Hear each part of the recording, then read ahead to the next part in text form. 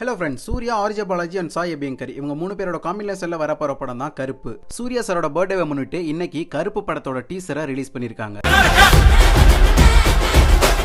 முதல்ல சூர்யா சாருக்கு நம்மளோட விஷயத்தை தெரிவிச்சுக்கிட்டு அதுக்கப்புறம் வீடியோக்குள்ள போலாம்.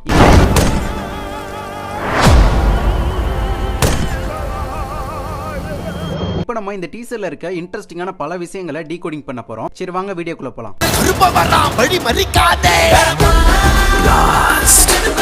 ஃபர்ஸ்ட் இந்த படத்தோட டீசரை பார்க்கும்போது உண்மையிலே இது ஆர்ஜே பாலாஜி படம் தானா அப்படின்ற மிகப்பெரிய டவுட் வந்துச்சு. ஏன்னா அவர் இது வரைக்கும் எடுத்த படங்கள், நடிச்ச படங்களை தவிர இது வேற லெவல்ல இருந்துச்சு. இவரோட ஜோனை தாண்டி இருந்துச்சு. இவருக்கு இந்த மாதிரி படம்லாம் எடுக்க தெரியுமா அப்படின்ற மாதிரி யோசிக்க தோணுச்சு. அந்த அளவுக்கு இருந்துச்சு இந்த படத்தோட டீசர். இந்த டீசரை பார்க்கும்போது pure commercial and fan festival மூவியா தான் கண்டிப்பா இருக்கும். டீசர்ல சூர்யா சாரோட லுக், வாக், காஸ்டியூம் எல்லாமே ஸ்வாகா மாசா இருக்கு. சாய் அபியங்கர் அவரோட ஆல்பம் சாங்ஸ் எல்லாம் நம்மள டிசப்பாயிண்ட் பண்ணாம எவ்வளவு அழகா கொடுத்தாரோ அதே அளவுக்கு இந்த படத்தோட பிஜிஎம் சாங்ஸ் எல்லாம் கொடுத்திருக்காரு அப்படின்னு தான் நான் நம்புறேன். ஏன்னா இந்த டீசர்ல கருப்பா வரான் வழிமறிக்காத அப்படின்ற ஒரு சாங் வருது. இது பிஜிஎம்மா சாங்கா அப்படின்னு தெரியல, பட் சூப்பரா இருக்கு. டீசரோட ஓப்பனிங்லயே ஒரு டயலாக் வச்சிருக்காங்க. கற்பூரங்காட்டி கண்ணுல ஒத்திக்கிற சாந்தமான சாமி இல்ல, மனசார வேண்டிட்டு மிளகா உடனே நியாயம் கொடுக்கிற முரட்டுத்தனமான சாமி.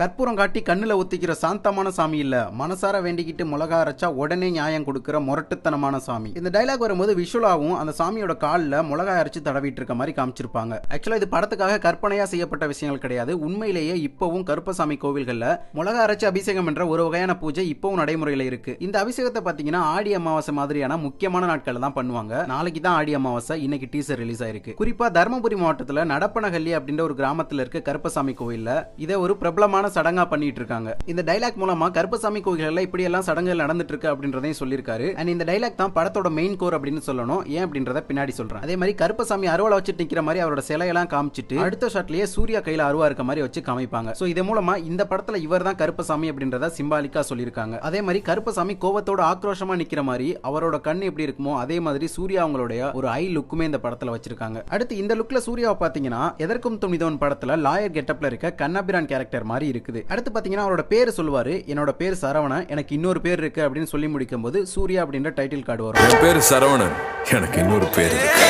சோ இந்த படத்துல சூர்யா லாயரா நடிக்கிறாரு. அண்ட் அவருடைய பேர் சரவணன் அப்படின்றத கன்ஃபார்ம் பண்ணிருக்காங்க. அண்ட் இதுல இன்ட்ரெஸ்டிங்கான விஷயம் என்ன அப்படின்னு பாத்தீங்கன்னா சூர்யா அவங்களுடைய ஒரிஜினல் நேம் சரவணன் தான். சினிமாவுக்காக தான் சூர்யா அப்படின்றத மாத்தி வச்சிருக்காரு. அதையுமே நேருக்கு நேர் படத்துல அந்த படத்தோட ப்ரொடியூசர் டைரக்டர் மணிரத்னம் தான் இவருக்கு சூர்யா அப்படின்ற பேரை வச்சிருக்காரு. பருத்திவீரன் படத்துல வர சித்தப்பா கேரக்டர் பேர் வந்து சரவணன் தான். அவர் அந்த டைம்ல ரொம்பவே ஃபேமஸான ஒரு ஆக்டரா இருந்தாரு. சோ ரெண்டு சரவணன் இருக்கும்போது கன்ஃபியூஷன் வரும் அப்படின்ற ஒரு ரீசனுக்காக டைரக்டர் மணிரத்னம் சார் தான் இவருக்கு சூர்யா அப்படின்ற ஒரு நேமை மாத்தி வச்சிருக்காரு. இதுல இன்ட்ரெஸ்டிங்கான மேட்டர் என்னன்னு பாத்தீங்கன்னா இந்த 28 வருஷத்துல சூர்யா அவரோட ஒரிஜினல் நேமை யூஸ் பண்ணி எந்த ஒரு படத்துலயுமே நடிச்சது கிடையாது. இதுதான் அவருடைய ஃபர்ஸ்ட் படம் அவரோட ஒரிஜினல் நேமை யூஸ் பண்ணி நடிக்கிறது. இந்த ஷாட்ல பார்க்கும்போது இந்த படத்துல ஒரு சூப்பரான மெட்ரோ ட்ரெயின் ஃபைட் சீன் இருக்கு அப்படின்றது நல்லா தெரியுது. ஆஃப்டர் மாஸ்டர் கோட் படத்துக்கு அப்புறமா கருப்பு படத்தோட மெட்ரோ ட்ரெயின் ஃபைட் சீனை பார்க்க போறாங்க மக்கள். இந்த ஷாட்ல பாத்தீங்கன்னா ஒரு இன்ட்ரெஸ்டிங்கான டீடைலிங் ஒர்க் வச்சிருக்காரு. ஃப்ரண்ட்ல இவர் ஒருத்தவரை அடிக்கிற மாதிரி காமிச்சிருக்காங்க. பேக்ல நாக் அவுட் பார் அப்படின்ற ஒரு பாரோட நேம் போர்டு இருக்க மாதிரி காமிச்சிருக்காங்க. அதே நேம் போர்டுல knock out hotel, knock out complex இந்த மாதிரி வைக்காம எதுக்காக நாக் அவுட் பார் அப்படின்னு வச்சிருக்காங்க தெரியுமா? பார் கவுன்சில் அப்படின்னு சொல்லிட்டு லாயர்ஸ்க்குலாம் அப்படின்ற மாதிரி ஒன்னு இருக்கும். சோ சூர்யா இந்த படத்துல லாயரா இருக்காரு. அவர் ஒரு ஃபைட் பண்ணிட்டு இருக்காரு. இது ரெண்டையுமே சொல்லணும் அப்படின்ற விஷயத்துக்காக தான் பேக்ரவுண்ட்ல அந்த ஷைன் போர்டுல நாக் அவுட் பார் அப்படின்றத மென்ஷன் பண்ணிருக்காரு ஆர்ஜே பாலாஜி. அடுத்ததா இந்த ஷாட்ல பாத்தீங்கன்னா சூர்யா தர்பூசணி பழம் தின்னுட்டு இருப்பாரு.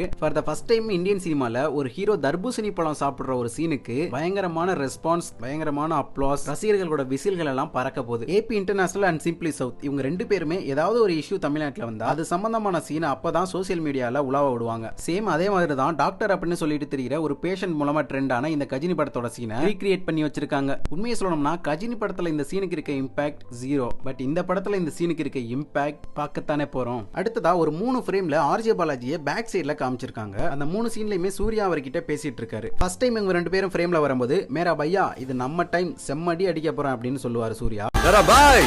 இது நம்ம டைம், செம்ம அடி அடிக்க போறேன். செகண்ட் டைம் காமிக்கும் போது டே தம்பி சூப்பரா இருக்குடா அப்படின்னு சொல்லுவாரு சூர்யா. தம்பி சூப்பரா இருக்குடா. மூணாவது டைம் காமிக்கும் போது பேபி டாடி இஸ் ஹோம் அப்படின்னு சொல்லுவாரு. Baby daddy is home.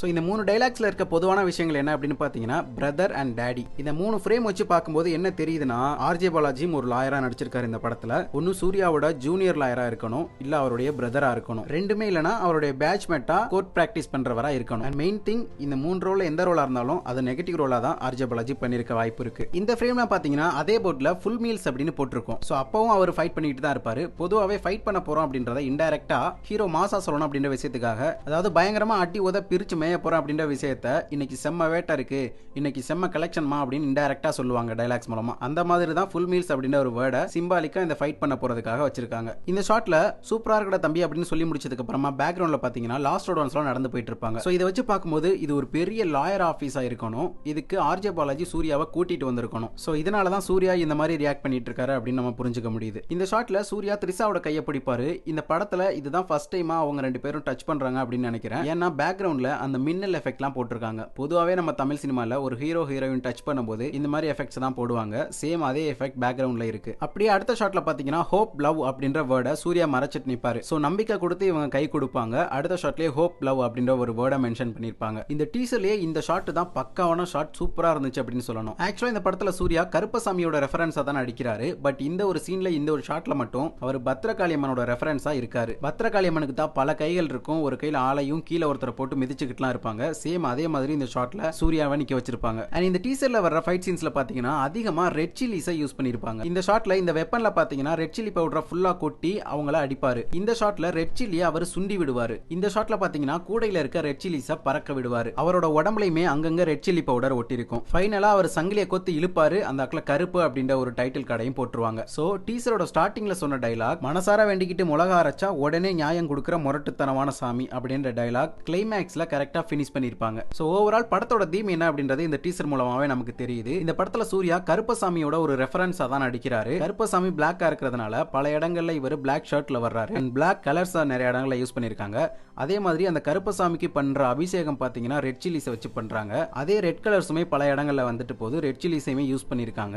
Overall இந்த படத்தோட டயலாக் அண்ட் ஆர்ஜே பாலாஜியோட பிரசன்ஸ், சூர்யா அவங்களுடைய ஃபைட், இது எல்லாத்தையும் வச்சு பார்க்கும்போது சூர்யா ஸ்டார்டிங்ல ஒரு நல்ல லாயரா இருக்காரு. ஒரு அநீதி நடக்குது, அதற்கு எதிராக இவர் குரல் கொடுக்கிறாரு. இவரோட ஜூனியர் லாயரா அல்லது ஃப்ரெண்டா ஆர்ஜே பாலாஜி இருக்காரு. இவரு அந்த தப்புக்கு துணை போறாரு, இல்லனா அந்த தப்பை பண்றதே ஆர்ஜே பாலாஜி தான். இப்படின்ற மாதிரி சிச்சுவேஷன் வருது. இந்த சிச்சுவேஷன்ல கோர்ட் மூலமா நியாயமா அவங்களுக்கு நீதியை பெற்று தர முடியாதனால இவர் அந்த வேலையே வேணாம் அப்படின்னு சொல்லிட்டு பயங்கரமா ஹீரோயிசம் பண்ணி அந்த ஜஸ்டிஸை வாங்கி தர்றாரு. அண்ட் ஹீரோ வின் பண்றாரு கிளைமேக்ஸ்ல. இதுதான் படத்தோட ஸ்டோரியா இருக்கணும். இது ஏற்கனவே இருக்கிற ஒரு நார்மலான ஸ்டோரி தான். பட் ஸ்கிரீன் பிளே மூலமா தான் இந்த ஸ்டோரியை ஹைலைட் பண்ணி காமிக்க முடியும். அண்ட் மெயின் திங், இது கன்ஃபார்ம்லாம் கிடையாது, ஒரு யூகத்துல சொல்றது தான். படம் ரிலீஸ் ஆனதுக்கு அப்புறம் தான் ஒரிஜினல் ஸ்டோரி என்ன அப்படின்றது தெரியும். அண்ட் சில இடங்கள்ல காலான் கபாலி இந்த ரெண்டு படங்களோட சாம்பிள்ஸ் பார்த்த மாதிரி இருந்துச்சு. சோ அவ்வளவுதான் ஃப்ரெண்ட்ஸ், இதோட நான் இந்த வீடியோ முடிச்சுக்கிறேன். டீசர் பார்த்துருந்தீங்கன்னா எப்படி இருந்துச்சு அப்படின்றத கமெண்ட்ல சொல்லிட்டு போயிருங்க. அண்ட் நம்ம வீடியோ பத்தின கருத்துக்களையுமே கமெண்ட்ல சொல்லிட்டு போயிட்டு நம்ம வீடியோ பிடிச்சிருந்தா லைக் பண்ணிட்டு நம்ம சேனலை முக்கியமா சப்ஸ்கிரைப் பண்ணி விட்டு போயிருங்க. நெக்ஸ்ட் ஒரு நல்ல வீடியோல வந்து உங்களை சந்திக்கிறேன். தேங்க்ஸ் ஃபார் வாட்சிங் ஃப்ரெண்ட்ஸ்.